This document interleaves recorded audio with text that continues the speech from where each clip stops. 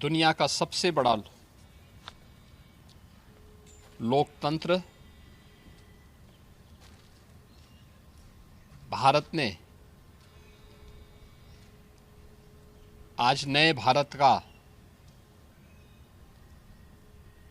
विकसित भारत की संकल्पना के रोड मैप को लेकर के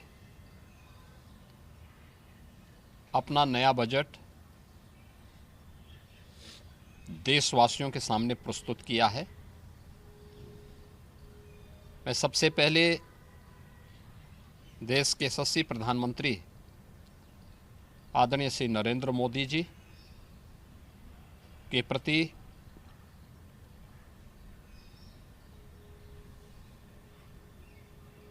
इस बजट को प्रस्तुत करने के लिए दिए गए मार्गदर्शन और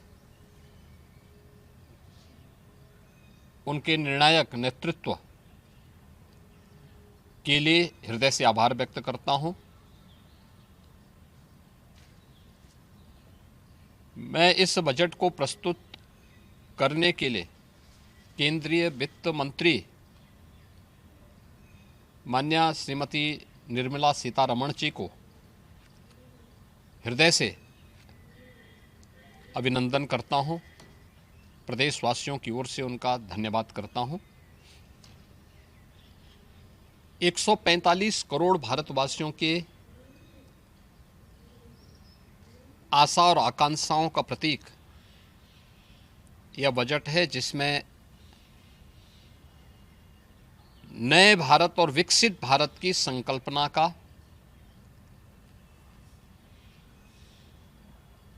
दृष्टि स्पष्ट दिखाई देती है। 12 लाख करोड़ रुपए से अधिक की पूंजी कैपिटल एक्सपेंडिचर के लिए, एक सुदृढ़ इंफ्रास्ट्रक्चर के लिए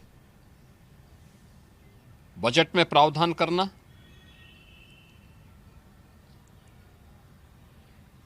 सात रेल कॉरिडोर के निर्माण के लिए प्रावधान करना, आयुष सेक्टर को विकसित करने के लिए और हेल्थ सेक्टर को मजबूती करने के साथ साथ आम नागरिक के लिए और खासतौर पर उसमें भी महिलाओं पर केंद्रित करते हुए उस पर जोर देना, हर जनपद में महिलाओं के लिए,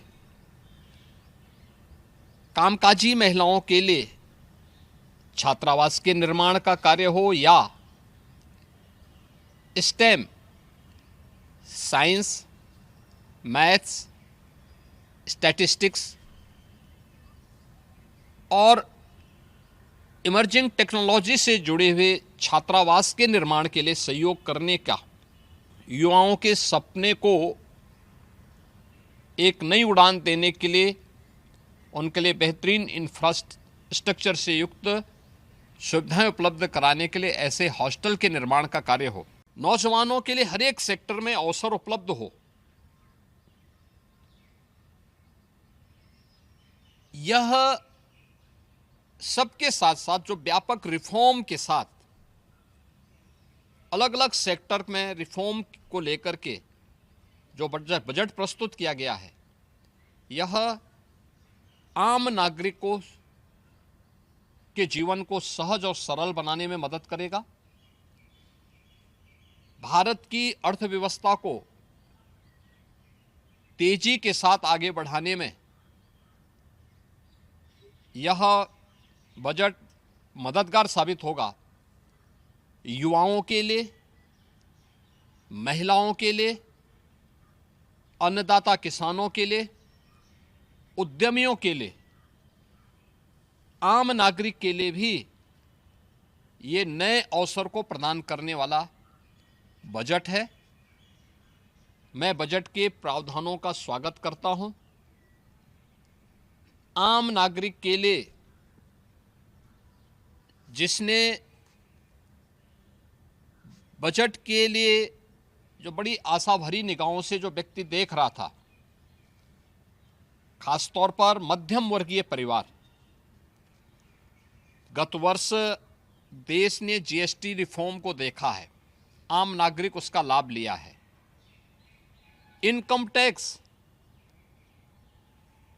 एक्ट को अप्रैल से लागू करने की घोषणा, उसको सरलीकृत करने, हर व्यक्ति आसानी से अपने रिटर्न को भर सके, इस दिशा में उठाया गया कदम भी स्वागत योग्य है, जिससे अधिक से अधिक व्यक्ति इनकम टैक्स की तरफ आकर्षित होगा और इनकम टैक्स का अपना रिटर्न भरने के लिए आकर्षित होकर के